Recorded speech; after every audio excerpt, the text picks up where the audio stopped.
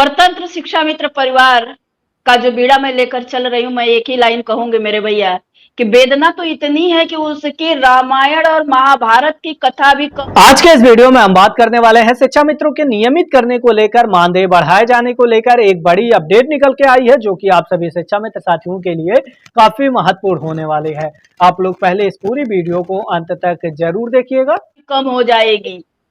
शिक्षा मित्र परिवार की प्रतिदिन की परिभाषा यदि उल्लेखित की जाए तो वाकई वो दर्द खत्म नहीं हो रहा है। जो बेड़ियां पड़ी हैं वो बेड़ियां कटने का नाम नहीं ले रहे हैं। जो रात काली अंधेरी छाई है वो रात उजाले में बदलने का नाम नहीं ले रही है।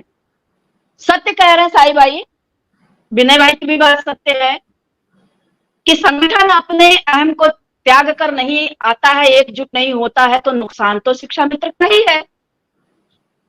और एक बात, अभी एक मेरे भाई शिक्षा मित्र से जुड़े थे, वो बोल रहे थे कि हमने इतने दिन से मेहनत की। मैं एक लाइन कहूंगी मेरे भाई, अगर मेहनत किए होते तो दूसरे को वहां खड़े होने की जगह पे आई रहती।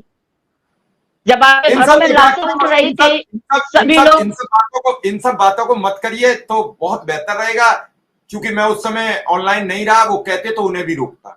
इन सब जी नहीं, उनकी जो भाषा शैली है मेरे भाई, ना दूसरे को भाषा शैली पे प्रतिबंधित किया जाता है, स्वयं की भाषा शैली पे मूल्यांकन करना चाहिए।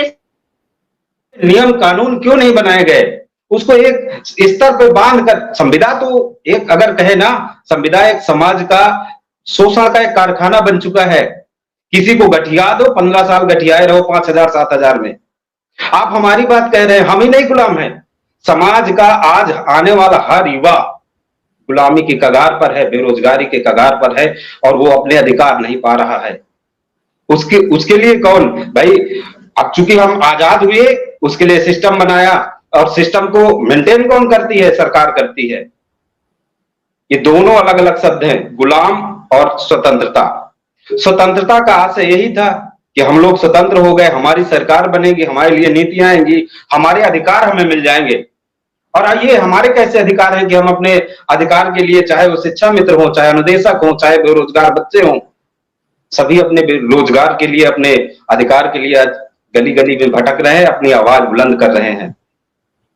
तो अगर देखा जाए तो उसमें अगर जो सारा सिस्टम मेंटेन करती है वो सरकार ही करती है, और सरकार ही सभी की जिम्मेदार होती है। वो वर्तमान सरकार ही नहीं, पिछले जब से 1991 से निजीकरण हुआ, उदारीकरण आया, ये संविदा नाम की नई जो है पैमाइश आई, तब से भाई उसमें उस समय रखा गया, उस समय की व्यवस्था थी कि 1700 या कुछ भी मान ले रहा। तब अध्यापक का भी रिटायरी का 3,000-3,500 होता था। उस समय तो एक स्तर तक ठीक था उसका मानदेय, लेकिन आगे आता गया समय, आज हम 2024 पर खड़े हैं और हमने ये पाया कि वो बेचारे 7,000 10,000 में सिमट के रह गए। महंगाई जाने कहां से कहां चली गई। वो जब 1,700 रुपया पा रहे थे तब पता चलता था कि 70 रुपये पसेरी आलू मिलता था।